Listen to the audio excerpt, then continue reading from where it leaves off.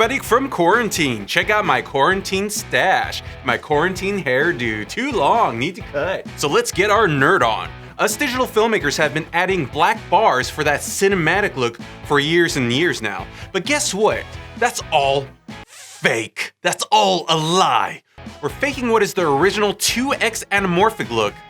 A little while ago, I discovered a superpower of the GH5 and GH5S to capture native 2x anamorphic mode. No more being a poor man faking anamorphic. It's time to be a poor man with legit anamorphic.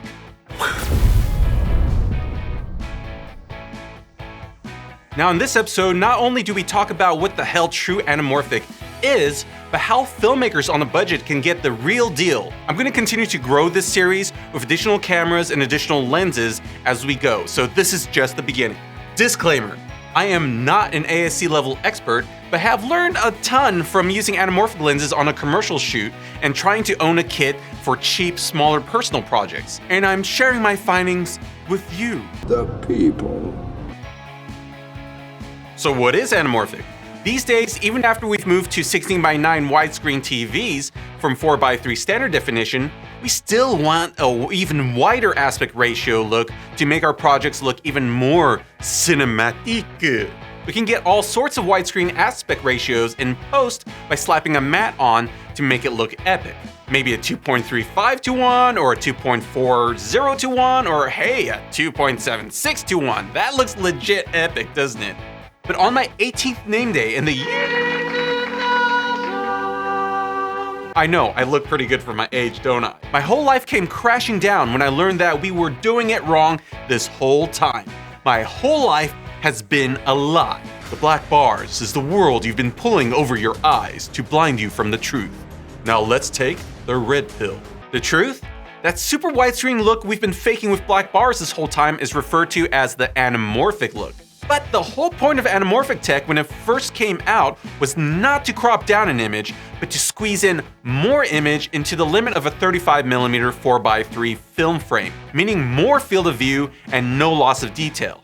By us cropping our video, we're subtracting, both reducing resolution and field of view. So seriously, by doing the black bars thing, we're just losers. We're, complete losers. We should quit being cinematographers and start farming kale or something. In the true anamorphic system, a lens element horizontally squeezed the image down onto a 4:3 film frame. Then it is de-squeezed in projection with another lens element onto the screen. In the digital world, de-squeezing can be done in post. What results is a nice wide image that captures more of the world horizontally with all the resolution that film or sensor can give you. And lately, as in the last 10 years, all the attention has been put on those streaking flares and oval bokeh balls that only true anamorphic tech can give you in the wild. Now these effects are so loved that poor filmmakers resort to practical fishing line tricks or post-production plugins to mimic them. Okay, so how do we stop living the lie and make our films with true anamorphic? Anamorphic lenses were out of reach before, but thankfully more and more accessible anamorphic lenses and adapters are coming out. I mean, there's a friggin' adapter for your iPhone. The thing is, a lot of these lower priced adapters are meant to stretch a 16:9 widescreen image just a little bit more by a 1.33x factor. I'm sorry, but after living the lie for so long, I want to get the real shit. It's 2x squeeze on a 4:3 sensor or go home for me. 2x anamorphic 4:3 capture. So we need a camera that doesn't cheat to do this. What do you mean cheat, Michael? Well, the AbleCine FOV calculator can show this, and I'll leave the link in the description below. Now these days there are a number of cameras with 4:3 anamorphic capture, but that actually have the 16:9 aspect ratio sensor, like the BM-PKK-6K, the VariCam, the Red cameras, etc. The sensor is wider than it is tall, but 4:3 is like almost square, so how does it give us 4:3? By cropping its sensor. WTF, I thought we were trying to get away from cropping to get anamorphic. The 6K on the BM-PKK-6 is now 3.7K in anamorphic mode.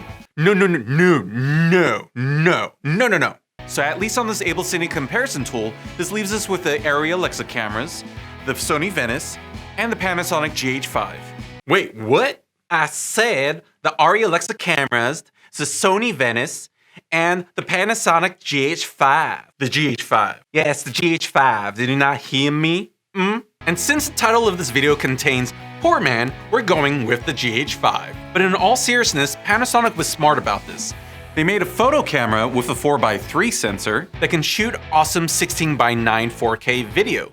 But a genius in Panasonic was like, can we capture some video with the parts of the sensor that we aren't using?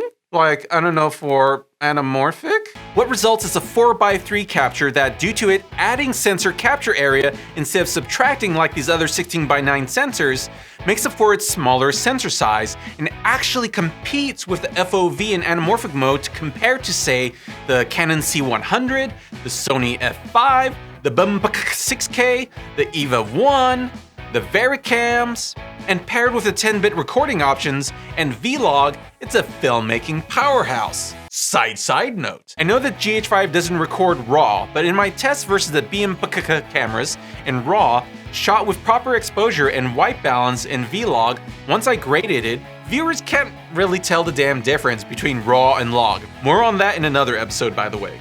Side note. I know that there's the Zcam E2 camera that essentially mirrors the GH5's Micro Four Thirds anamorphic abilities with the addition of raw capture. Now, I haven't gotten my hands on it yet. The Zcam being $2,000 though, and a GH5 at $1,300, I think the GH5 still wins the poor man's category. But don't fret. I'll be adding additional cameras to this continuing anamorphic series as I get my hands on them. So, like and subscribe. So how does the GH5 use its sensor to get anamorphic? It's helpful to see it without an anamorphic lens on. Here's a simple scene shot with the GH5 in standard Ultra HD 16:9 mode. And here's the same exact shot switched to 4:3 anamorphic mode. You can see that we get more sensor coverage from top to bottom. The crop's just a little bit on the sides due to some sensor width cropping reason that I can only guess why, I don't know, ask them. Okay, it's still cropping, but I can live with this. I can. It's not cheating that much. Once you slap an anamorphic lens on, you can enable D-squeeze viewing on the built-in EVF and the built-in LCD, so you can frame up with confidence. Unlike cameras like the Alexa, there's no in-camera D-squeezed recording though, so you'll have to do all the D-squeezing in post. Now, the biggie flaw with shooting GH5 anamorphic is that on an external monitor, the GH5 doesn't do so well. It gives you a 16:9 signal with a 4:3 frame with black bars on the side. Ugh. De-squeezing this on your external monitor is just weird. It's still like black bars on the side. Plus, it loses the signal when it records. So it turns out it's just better using the built-in LCD and EVF when doing internal recording. Okay, but what matters is that we have an affordable camera that gives us more sensor capture area in anamorphic mode rather than less, thus getting us a bit closer to stop living the lie of black bars. In conclusion, the GH5 is the bee's knees for affordable, legit anamorphic. I'ma make this camera my main squeeze camera. Next up, we see whether the GH5 or the GH5S make the better poor man's anamorphic camera. Like and subscribe to know when those come out. And here comes my 20 seconds to fill in so I have these little buttons. What is it good for? Absolute. See, cabin fever. This is what happens when cabin fever sets in. You see the edge of set. Fuckity fuck.